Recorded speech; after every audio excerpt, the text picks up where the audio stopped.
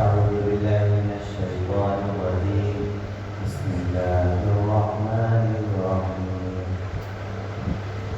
كان الناس أمة واحدة فبعث الله النبيين مبشرين ومنذرين فأنزل معهم الكتاب بالحق ليحكم بين الناس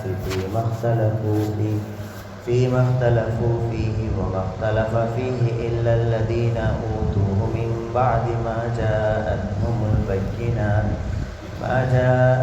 البينات بغيا بينهم فهدى الله الذين آمنوا لما اختلفوا فيه من الحق بإذنه والله يهدي من يشاء إلى صراط مستقيم.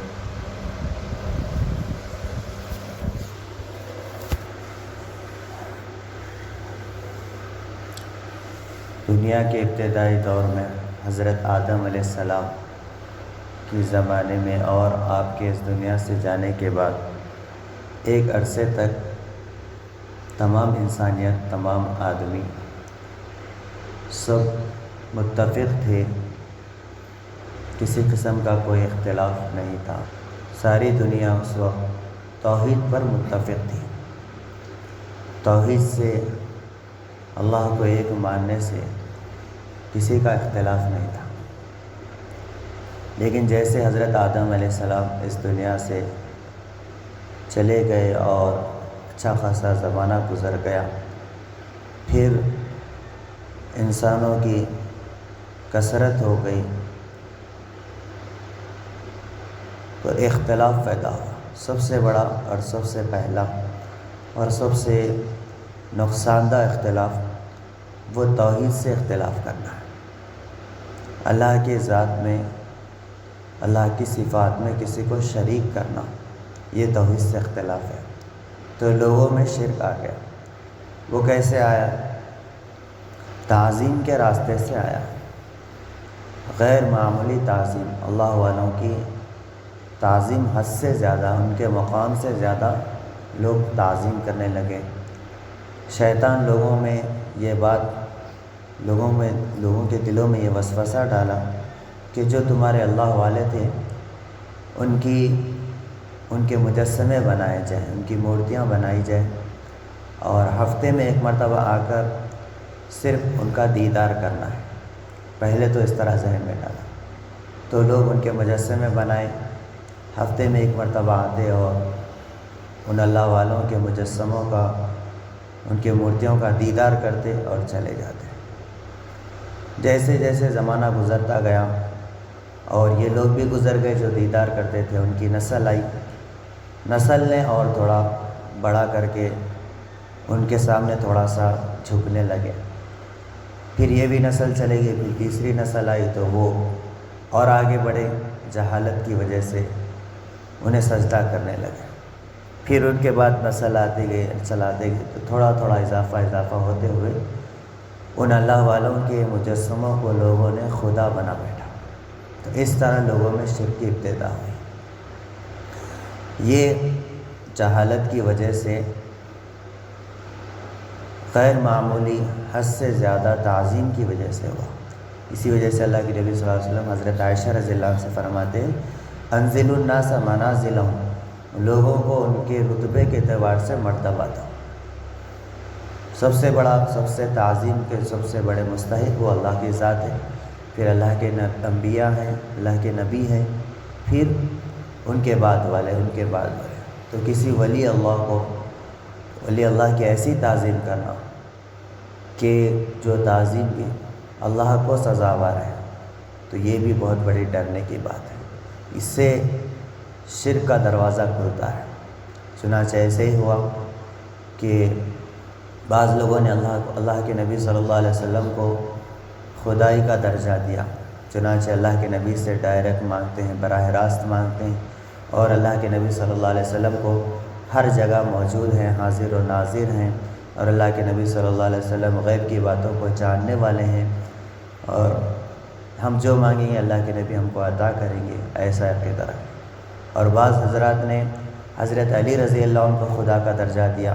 چنانچہ ان سے مدد مانگتے ہیں اور انہیں اللہ کا شریک ٹھہراتے ہیں، انہیں سے جس طرح اللہ تعالیٰ سے امیدیں ہیں انہیں حضرت علی سے امیدیں، حضرت حسین سے امیدیں. اور بعض حضرات نے اولیاء اللہ کو خدا کا درجہ دیا، چنانچہ اولیاء اللہ کے پاس جاتے ہیں اور ان سے منتیں مانگتے ہیں، جبکہ منت اور نظر صرف اللہ ہی سے مانگنا ہے. تو انہیں اولیاء اللہ سے امید ہے، اولیاء اللہ سے مانگتے ہیں. کسی ولی، کسی نبی، جب نبی سے مانگنا منع ہے تو ولی اللہ سے مانگنا کہاں سے درست ہو سکتا ہے؟ اللہ کے نبی فرماتے ہیں اذا سألت فاسأل اللہ واذا استعنت فاستعن باللہ، جب تم سوال کرو تو صرف اللہ ہی سے کرو اور مدد طلب کرو تو صرف اللہ ہی سے کرو. ہر نماز میں ہمیں یہی تعلیم دی جا رہی ہے، ایاک نعبد و ایاک نستعین، کہ ہم تیری عبادت کرتے ہیں اور تجھ ہی سے مدد طلب کرتے ہیں. نماز میں تو ہم یہ کہہ رہے ہیں کہ ہم تجھ ہی سے مدد طلب کرتے ہیں، اور مزارات پر یا اپنے مقام پر رہتے ہوئے ہم اللہ کے نبی سے مانگ رہے ہیں اور ولی اللہ سے مانگ رہے ہیں، حضرت علی سے مدد طلب کر رہے ہیں. یا علی مدد کہتے ہیں، یہ بہت بڑا گناہ ہے. یا اللہ مدد یہ ٹھیک ہے، یہ اللہ کے برابر ان کو شریک کرنا ہوا.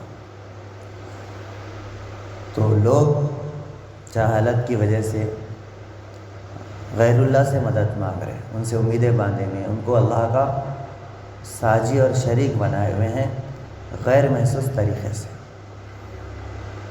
نام دیتے ہیں تعظیم کا اور نیت الگ ہوتی ہے اور ان سے امیدیں وابستہ ہوتی ہے، ان سے مانگتے ہیں، سوال کرتے ہیں.